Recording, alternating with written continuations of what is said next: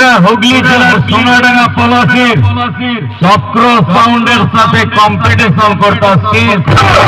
ওদেরকে তো দেখেই বোঝা যাচ্ছে বটে ওরা সব কটা দুর্বল। ওরা কি আর আমার সাথে কম্পিটিশন করে জিততে পারিস? আর জিততে যদি নাই পারিস তবে কম্পিটিশন করার তো ধুম কিসের? শুন বলি আমার সাথে কম্পিটিশনটা না করে বাড়িতে গিয়ে খাইয়ে দেয় ঘুমাই পর নইলে সালা সব কটা না আমার বেশের আঘাতে মারা যাবি। আমাকে চিনতে পারলি তো? আমি হলাম সোনাডাঙ্গা পলাশির চক্র সাউন্ড। ওদের মতো না ভ্যান চাটা মাল নয়, আমি সালা একদম হরলেস গোয়া।